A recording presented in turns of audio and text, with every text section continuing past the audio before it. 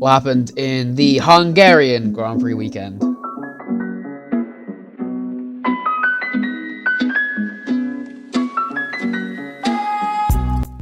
Hello everybody, welcome back to the podcast. It is our final race rundown podcast we do before, of course, we hit the mid-season break. As of recording, we are in the mid-season break. We are about 6 hours in, and there has been some insane signings. I cannot wait to do the podcast discussing some of them. I will hopefully be joined by Raven West for that one as well, which will be a fantastic surprise. It'll be lovely to see him again. But the main part will be that it will be near the end of the weekend, so it will be, well, I mean, obviously we've got the week break, so technically 2 weeks almost of time. So I imagine that podcast will be coming out maybe Wednesday next week, maybe Tuesday, Wednesday next week, which is fair enough. We need stuff to happen, but I can tell you already, some crazy signings have already been cooked up, and I'm excited to see how more intense it gets as we get later into the mid-season. But as of right now, let's discuss about the weekend that we just finished before we get into any of that. I will say, by the way, my hat's off to everybody, all the team principals who've been working fantastically hard, all the stewards, all the admins, everyone who's working behind the scenes to keep this league running. We have hit, I think, 190 members in half a season. Unbelievable accomplishment, and it would never be able to be done without the incredible hard work of the staff team. So I think all of you give a big pat on your back. Of course, another big thing is the Hungarian Grand Prix in itself. What an unbelievable weekend! I think that Division 2 Hungary was the best race of the season. Obviously, that was my best performance in commentary I think I've ever done, and the race was fantastic. See Division 1 as well, incredible battles. We had rain in 4, 3, and 2.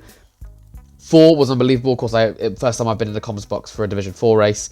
3, unfortunately, didn't get highlights, but it was still a chaotic race nonetheless. Hungary was more intense than I thought it would be. It's a track that you don't really see overtakes as often. The wheel-to-wheels are not always so great. Fantastic weekend. I really, really suggest you guys get on the highlights and watch one of the races back, especially Division 2. What a brilliant race that was. But we will get on with the rundowns and what I think is driver winner, driver loser, all that jazz. I'm going to start with Division 4 as we always do. And I'm going to say my driver winner for Division 4 has to be the man, Kalik. What a brilliant drive from Kalik. Qualified second, straight away, that's turned some heads. Haas as a team have picked it up in 2024.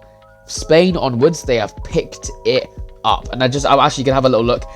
Right now, Division 2 and 1, the results have not been done for Division 2 and 1. So obviously the OCC isn't perfectly accurate right now. And they're sat in 8th. They've overtaken Aston Martin. They're sat in 8th and 34 points behind Mercedes. They are charging up the field. So fantastic job for Ben. But looking at Kalik's drive, qualified second, and then dominated the race. Once he got past Melvin, which I appreciate is difficult in the wet conditions. It was wet from start to finish. Once he got past, he gapped the field by 23 seconds. Then a safety car got called out, and once the safety car restarted again, he gapped the field again by 18 seconds. How you do that twice in one race is unbelievable. Kalik was on another level to everyone in that division, and he's clearly a wet master. He's clearly a master of Hungary as well. The most deserved driver winner I think there's ever been, because it's not even like his name has been on the tip of anyone's tongue. He's been a relatively midfield driver. If you look at his results, he's currently 8th in the Drivers' Championship now. Before this, he got a P2 in China, to be fair to him, and then back-to-back P13s, both in Australia and then in Portugal. This is his 4th race in the league, and he's absolutely done fantastic. And I think that now, obviously you get unlucky with those 2 P13s, but that's 2 very good results. A second in China, and now a first in Hungary. People got to start looking out for him. He could be a name, an upcoming name for sure. My driver loser. Actually, no, before we go to driver loser, driver winner, just a little shout out for Pistol Peter. Unbelievable drive by Pistol Peter. I'm so impressed with him in the Red Bull. Got a quali ban, unfortunate, of course, that was with his antics with Liam in Monza, which was suitably deserved. Of course, he had to start down in 18th. Got up to 6th, and it's not even like he got up to 6th. But by the way, it's a wet Hungary, so a track that you can't really overtake with no DRS because it was wet.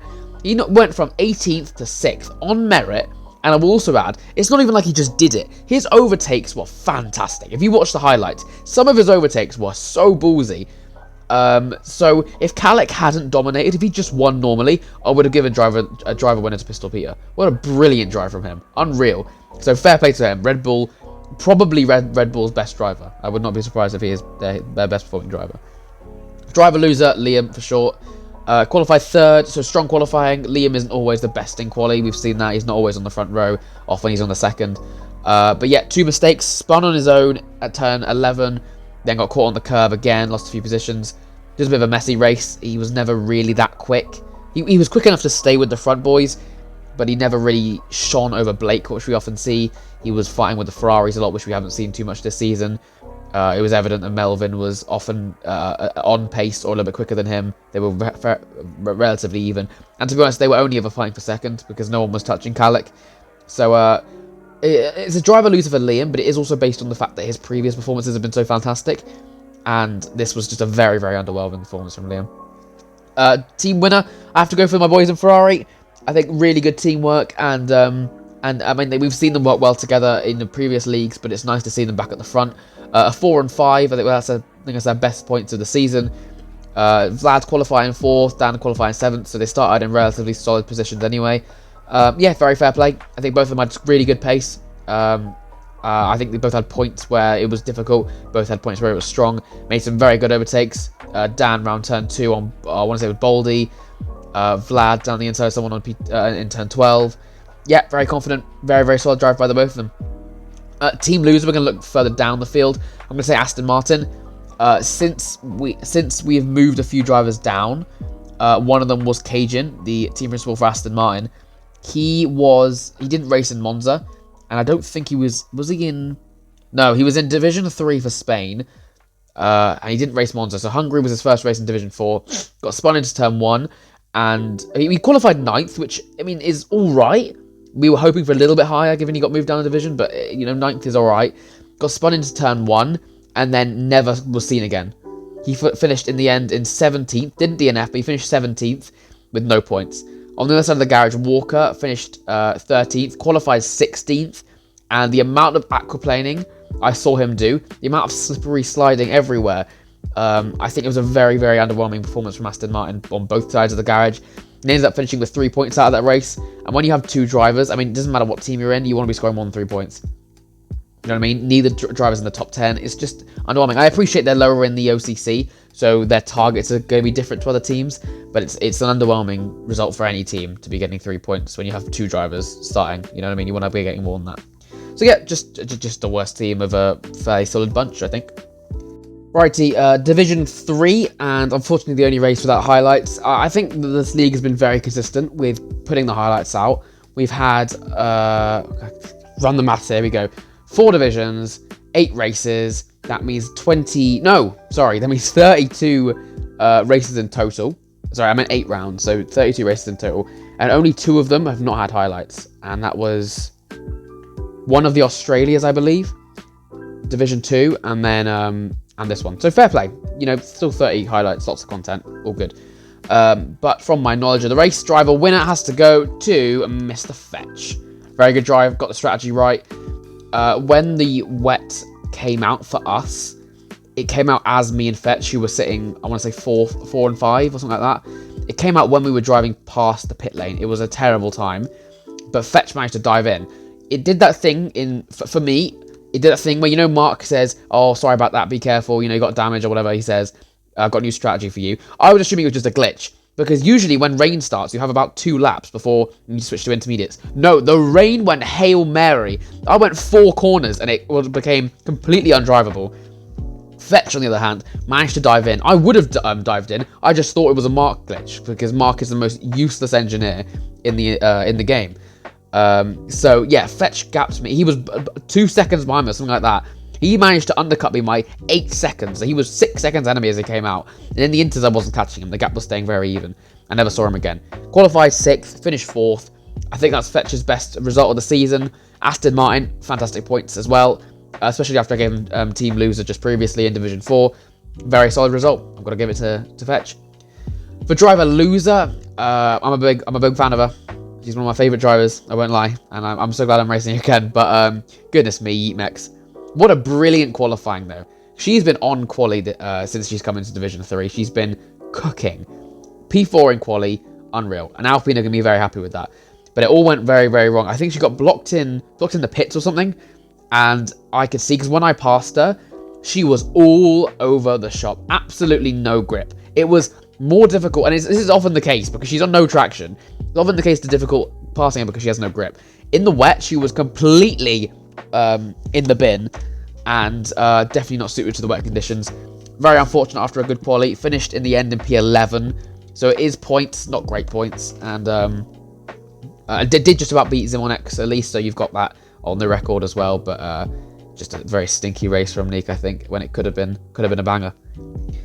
Team winner has to go to Alfa Romeo. I appreciate that it didn't go perfectly to them. Of course, Pink on pole, I believe first pole of the season. Unbelievable. Very proud of him. He's my boy, and I was very happy to see him getting pole. MCL qualified 5th. Again, very solid from him. Not always the biggest in quali. Finished 2nd in the end. But the reason I'm giving them team winner, you know what? They could arguably be team loser, to be fair, but it's still very good points. Pink got spun into turn 1 by CGM. And then, like I said previously about what Fetch did, he did the same, pitted on the first lap of wets, and jumped everybody. He went past me. Came out the pit lane as he was passing me. I was like, this man, how was this man caught up with me? Because I saw you spin into turn 1. So, fantastic strategy for Pink. MCL should have won that race. He was miles ahead. A late safety car came out, which not only screwed me, because I dropped from, I think, 5th to 8th, but it screwed MCL, because he had a fantastic gap, and he dropped from 1st to 2nd. Still, nevertheless, good points. 5th and a 2nd. Very, very solid. Could have definitely been a 1-2. I truly believe it could have been a 1-2. Or at least a double podium. So, they could arguably be team loser. But, nevertheless, good points. I'm giving them team winner. Team loser, on the other hand, I'm going to give it to Mercedes. What a stinker. What an absolute stinker. CGM again. Good qualified 3rd. And he took Pink out off the line, almost off the line, into turn 1 on the exit of turn 1. So that had already awarded him an either 5 or 10 second penalty. So he was already on the back foot. And then I think he disconnected or had some kind of problem rejoining, and he dropped back significantly. Finished P13 in the end. Dropped back 10 positions. Horrible, horrible race. He scored 3 points at the end of that. And J Beast or Jeffrey Dahmer, stinky. Qualified 7th, I should say, which, to be fair, is actually not that bad at all, especially in your first race. P7 in quali is a good start. He was reserving a Mercedes. He was all over the place. I saw him in quite a few incidents, and he DNF'd in the end, so almost an irrelevant drive at the end. So, yeah, Mercedes, again, could have been good. Started 3 and 7, which is solid for any team, really, and then finished with almost minimal points. So, for sure, my team loser. Righty, we move on to my favourite race of the weekend, potentially my favourite race that XRS has had, and for sure one of, if not my best commentaries that I've ever done. I cannot stress enough, go on, after this video, it might come up on your suggested, but if it doesn't, go into the league, definitely hit subscribe, and scroll down and find Division 2 highlights. What a race that was.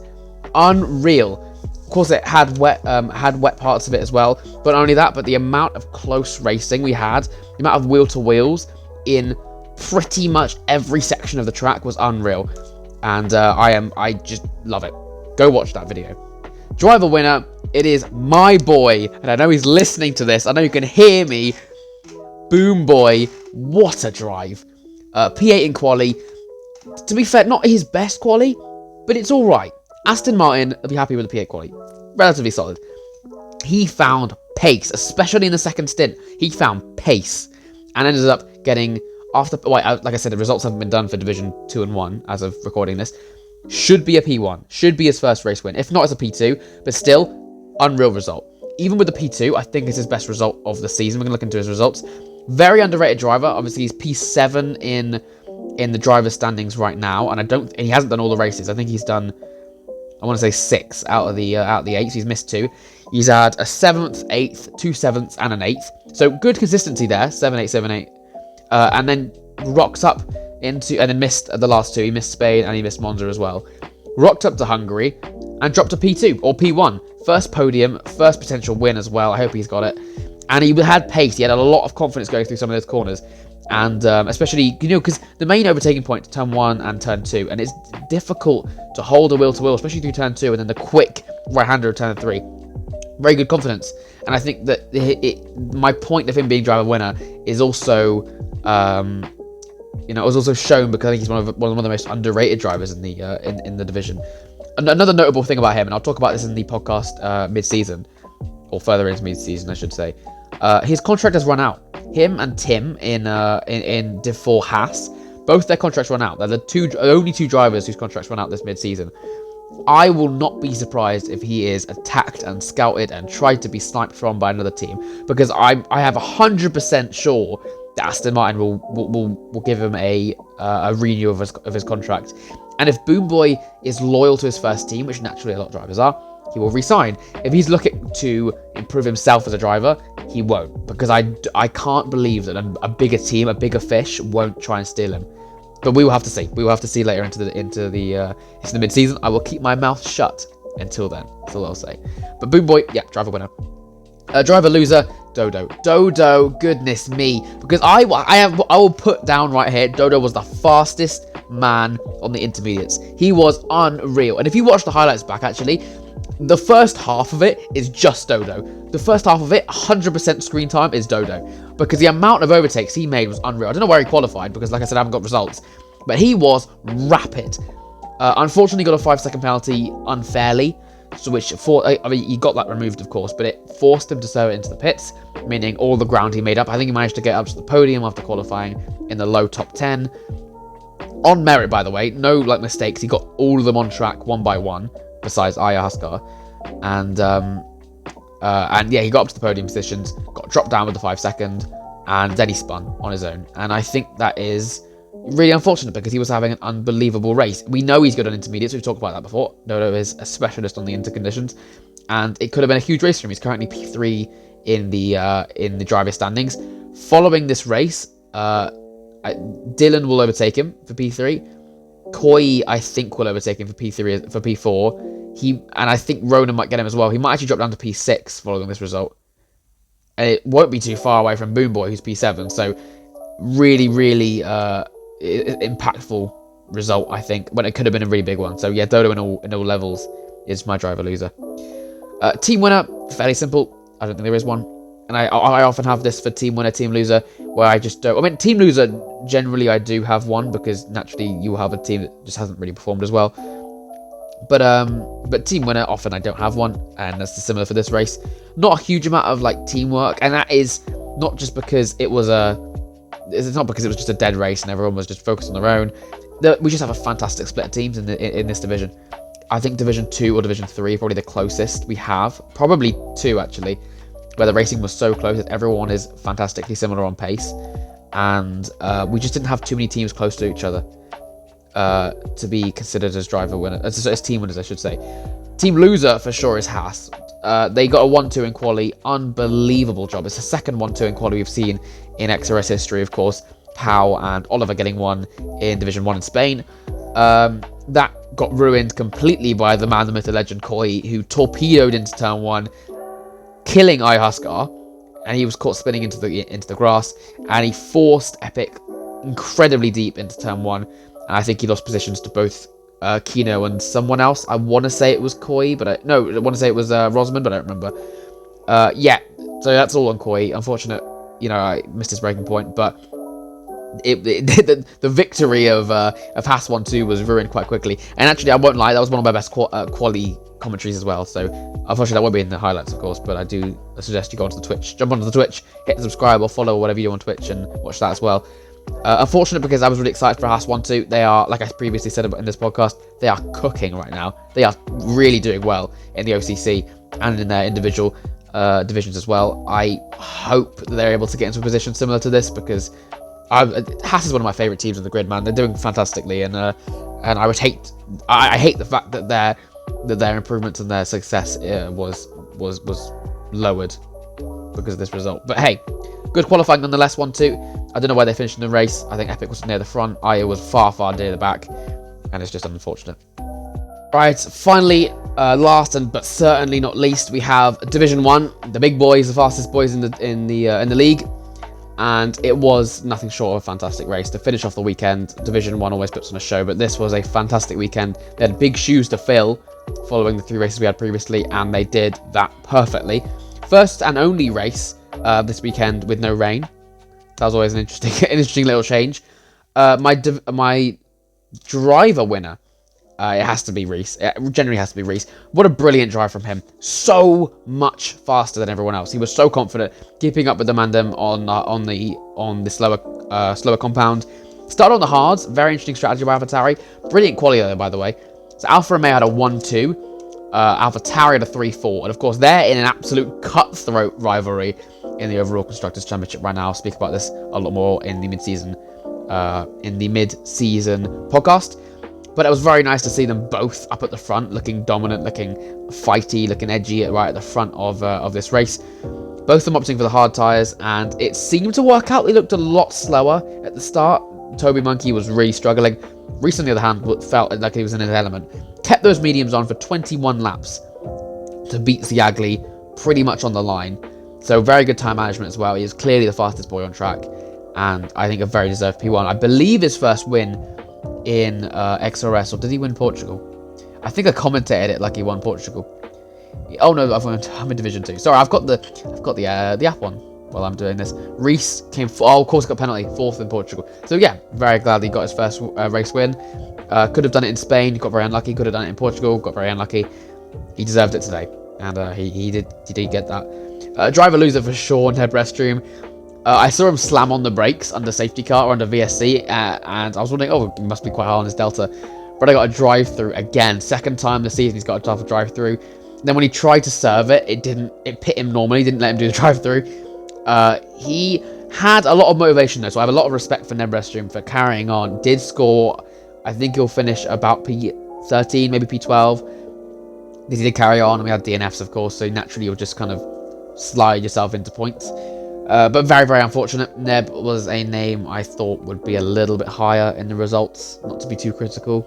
But I mean, I will be. I'm going to get more and more critical. I've said this publicly in the league. I needed to push the views and wanted everyone to come and join me in this podcast right at the start of it. But as we get further and further in, I'm getting more and more critical. We're getting more and more mean. I expected Neb to be further up. I did. I thought I expected him to be fighting for this title a bit more than he is. Let me have a look. He's third, I think, right now. He's third right now, and he's not missed any races as far as I know. Third, and he's 37 points behind Raven. That's not what I expected. I thought he would be fighting for it a little bit more than he is. But nevertheless, yeah, an unfortunate result, and I'm looking forward to see what he can do in the second half of the season.